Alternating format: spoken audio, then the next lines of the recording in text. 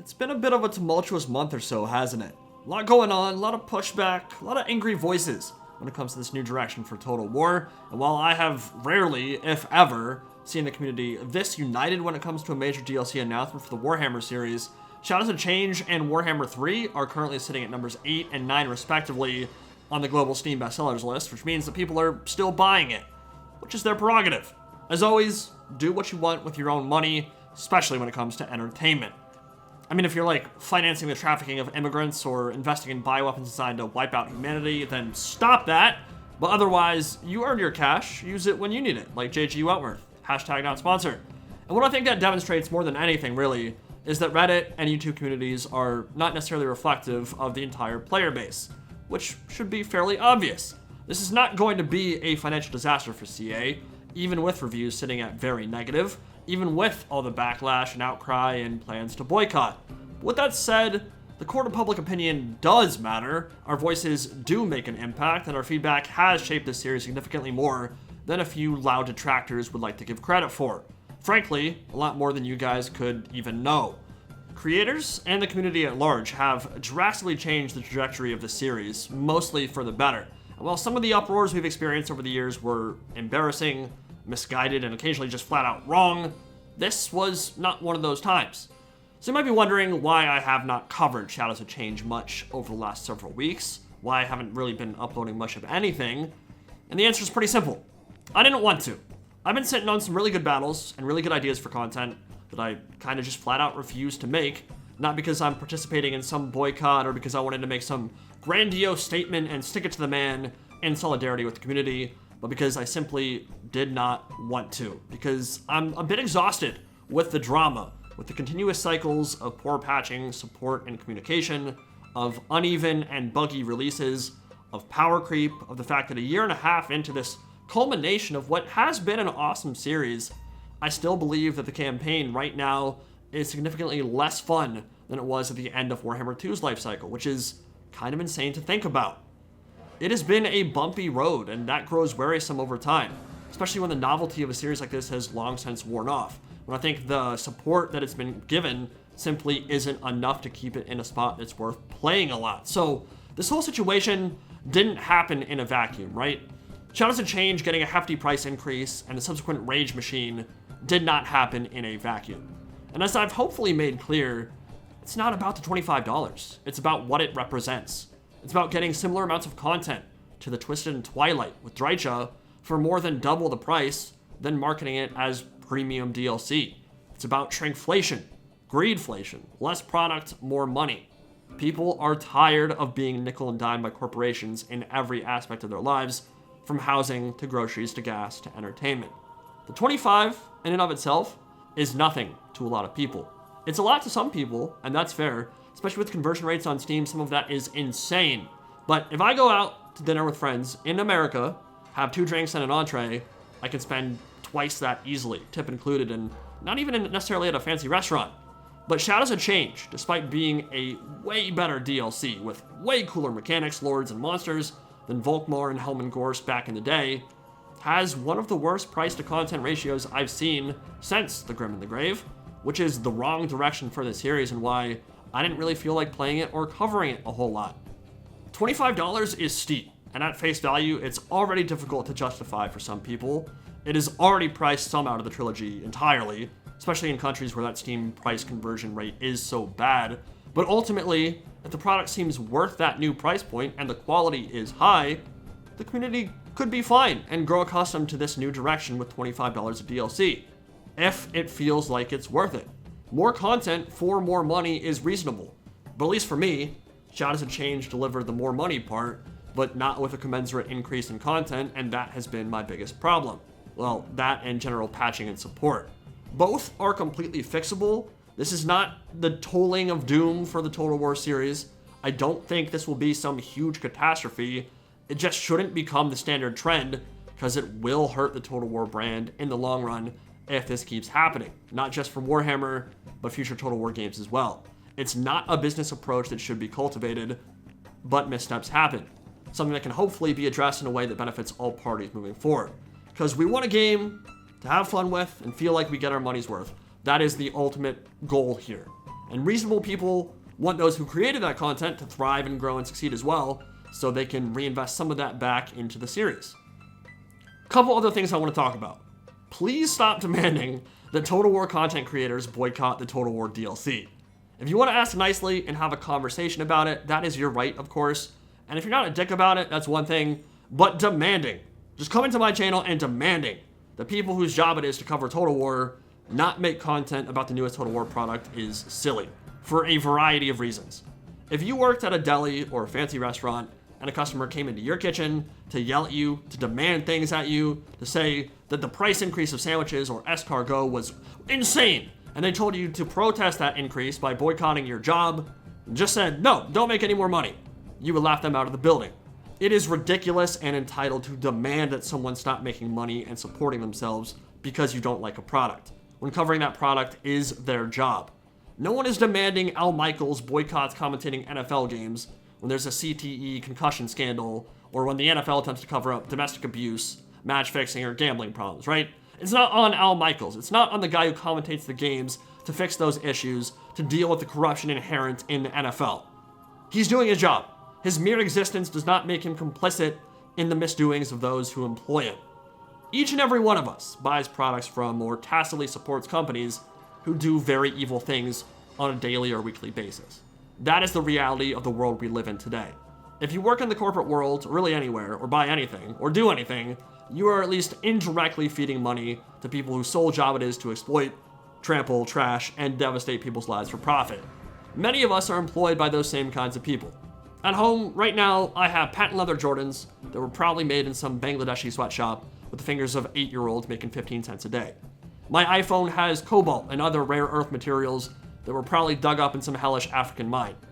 If you're playing games on a PC, or you bought a Mars bar recently, or do you just live in any developed country, you have almost certainly participated in that same kind of stuff. So when I, or Sotek, or Legend, or anybody else makes a video about the DLC and has fun with it, then leaves some constructive feedback or critique for it, and we get these comments saying, wow, why are you advertising this DLC, bro? That's so unethical, bro. Why aren't you in solidarity with the community, bro? You shouldn't cover it at all, bro. That is very much, well, you criticize society, yet you participate in it. Curious kind of energy. You can make anyone sound hypocritical with that kind of logic. It's stupid. Literally anyone on planet Earth. Of course, all that evil and exploitation does not in any way absolve CA of their anti-consumer practices. It does not absolve them from criticism, but you obviously will not keep that same energy in every aspect of your life because you can't. It's not possible. It's not reasonable. There is no ethical consumption under capitalism. And in the grand scheme of ethics violations, a price increase on a Total War DLC is pretty low on the totem pole. So, if you're wondering why Total War content creators might criticize the DLC, but still cover it, it's because it's their job. And demanding that they not make money for it is not a realistic or fair demand. I think a lot of people don't really realize how important launches like this are for creators anyway. YouTube is, generally speaking, even if you're in that upper echelon, not like some crazy lifestyle, right? If there are 3 major launches in a year, that's 3 opportunities to make decent money. So skipping an entire cycle is a huge blow to their ability to support themselves, and not all of us creators are in the same kind of financial position. That's a lot more devastating for some people than it is for others. More than that, it just runs counter to what our job is and what we do. Asking a Total War content creator to not make Total War content on the newest Total War release is silly. On the subject of criticism, a lot of people seem to have a serious misconception about what we are allowed to do, especially before review embargoes. They seem to think that the only time creators criticize a product is after that review embargo lifts and once people start playing themselves. That they go to Reddit, they see the outcry, and the only time the critique happens from them, the bought and paid for shills, is once Reddit or the forums starts making a big stink, which is obviously untrue just by using your eyeballs and having ears. By looking at the release dates of videos, you can see that that's not true, but a massive amount of feedback is given to the devs internally long before anything becomes public, and much of that feedback is put in videos that become the impetus for change. Videos that go public at the same time as the announcement trailer, so long before any stink has been raised on Reddit or forums. For example, unique start positions for lords of the same faction, traditionally were not going to be a thing for Warhammer 1, but internal and video feedback helped get that changed fairly quickly, and now it's something we kind of just take for granted. But that wasn't necessarily going to be the design earlier on in the game's lifecycle, or the Tzeentch Warriors reveal and pre-release for Game 3. That discussion was literally started by me, days before any Reddit post happened, before there was any public backlash whatsoever. I had the trailer, I had the press kit, the images, and I made a video talking at length about how Monogod Warriors should not look and play the same. And that was something that I had talked about many times before in my Lore Army and Tactics series as well. So ultimately, directly led to Champions of Chaos and those varied units once the ball got rolling publicly. When I say that internal and external feedback has made a huge impact on the series, that is one of thousands of examples. So anytime you hear someone say, oh, the feedback doesn't mean anything, they don't care about what you say on Reddit, that's not true. I can literally name dozens, hundreds, thousands of examples of feedback directly leading to improvements in the game. So yeah, if you've been following the channel for a long time and actually paying attention, you'll know that constructively criticizing CA, Fat Shark, Crytek, or any of their games is not an issue, even before review embargoes. I have hundreds of videos at this point specifically calling out business practices, power creep, game-breaking bugs, poor design, lore mistakes, all that kinds of stuff. It's not something I've ever felt the need to shy away from. It can be a massive force for good when it comes to the direction of this franchise. But there is a balance to be struck, and there have been times where I've been too negative and too focused on the bad, all in the spirit of just wanting the game to improve. And I'm not an inherently negative person. I don't like to fixate on negative things. I'd rather just play the game and have fun, but there are times where it's required, where it's necessary. Obviously, there's going to be inherent bias with my perspective. I like Total War. I like Warhammer. That's why I made this channel in the first place. That is always something that should be in the back of your mind, and it's one of the biggest reasons why I don't usually review DLC or Total War games, because I am naturally biased towards liking them. So yes, my review does matter. It would matter, but I don't necessarily feel the need to, because I'm probably going to play it anyway. Obviously, I am biased, but that has not and does not prevent me from saying what I believe to be the truth about the series, especially because I know that my voice, and the voice of the community at large, can make these games better, even if it's only in a small way. So I always strive to be constructive with my criticism when possible, to offer potential solutions, to look at the perspective of both the consumer and the developer and realize that sometimes the consumers are absolutely right, and sometimes they are dead wrong. I am not afraid of being blacklisted or having early access taken away from me due to criticism, because there are very simple guidelines to follow that prevent that from happening. Don't leak information or break embargoes. Don't privately share internal communications with devs without their permission. Don't call out or be rude to individual members of CA. Don't publicly lambaste or start personal drama with other creators or developers. Don't be a massive raging dickhead. In other words, be relatively professional and you are absolutely fine.